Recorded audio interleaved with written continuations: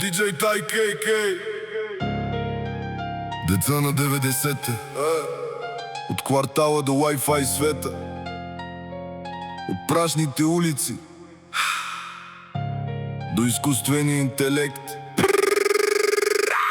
Едно време тичахме до късно по-тъмно, с ожулени колена и сърца необятни. Днес сме в TikTok, скролваме без сън, но света е по-бърз, но хората са самотни. Ние бяхме деца с касетки и мечти, днес с алгоритъма избирани дори. От фуники пред блока до ай машини, май изгубихме нещо по средата, кажи ми. Помниш ли мириса на асфалт след дъжд? Как майките викат от терасите вкъщи? Нямаше GPS, нито Google Maps, само квартала и приятели истински.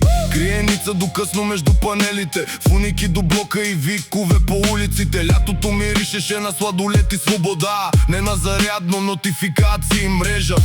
Слушахме музика на касетки, връщахме смоли в лентите, в дейките. Сега всяко дете с телефон в ръка, но не познава квартала си и дори отвънка.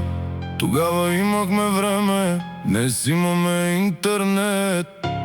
Тогава имахме хора, днес имаме Едно време тичахме до късно по-тъмно, с ожулени колена и сърца необятни. Днес сме в TikTok, скролваме без сън, но света е по-бърз, но хората са самотни. Ние бяхме деца с касетки и мечти, днес с алгоритъма избирани дори. От фуники пред блока до ай машини, май изгубихме нещо по средата, кажи ми. 2026-та, всичко свети в екрани, ай пише песни, ай прави картини. Всеки втори инфлуенсър, всеки трети е звезда, а душите май гладуват зад филтрите сега. Света е супер бърз, супер лъскав, супер фейк. Всеки гони лайкове, никой не живей. Снимаме храната вместо да ядем, качваме живота вместо да живеем. А помниш ли когато беше важно кой ще излезе първи навън след училище? Сега е важно кой е вирал за ден и кой ще изкара повече гледания вечерта. Помня баща ми с мазни ръце от колата, с цигара на терасата, късно вече автомата. Мъжете не се снимаха постоянно в огледала, не търсеха внимание по чуждите слова.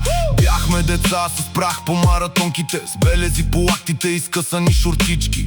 Никой не мислеше кой как изглежда, важното беше да си човек и да те уважава. Сега всичко е някак подредено и лъскаво, филтри, пози перфектно, ама някак празно. И не казвам кое е правилно, кое не е, просто светът преди беше по-истински за мен. Имаше мъже с груби ръце и тежък глас, дето мълчаха повече, но стояха до вас. А днес сме онлайн, всеки играе роля и май забравихме как се живее без контрола. Ние бяхме момчета с скални обувки, не с утри маски, фалшиви муцуни. Тогава мъжете минаваха през казарма, учеше те на чест, на дума и на рана. Да стискаш зъби, даже да боли, да пазиш хората си, а не само профили. Не всичко беше лесно, не всичко беше рай, но имаше характер, не само Wi-Fi. Сега света е модерен, бързи коли, ай, но малко останаха мъжете до край. Ние сме децата на 90-те години, с истински приятели, не само онлайн снимки. И колкото да бягат годините назад, няма да се върне онзи стар квартал. Нито мириса на лято, нито шумът отвън, когато целият живот беше пред блока навън. Диджей КК. И може би прогресът е хубаво нещо, но понякога ми липсва тишината, когато телефона беше вкъщи, а ние навън с душата.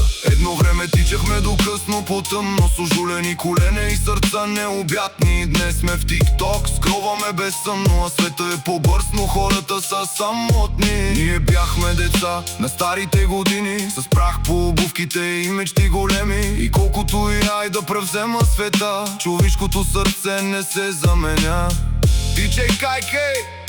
И сега сме деца на 90-та, само че вече малко преди 40-та. С уморени очи, с спомени в нас и с песни, които още връщат стария глас. Светът се промени и ние с него, но още помним как живяхме истински преди всичко.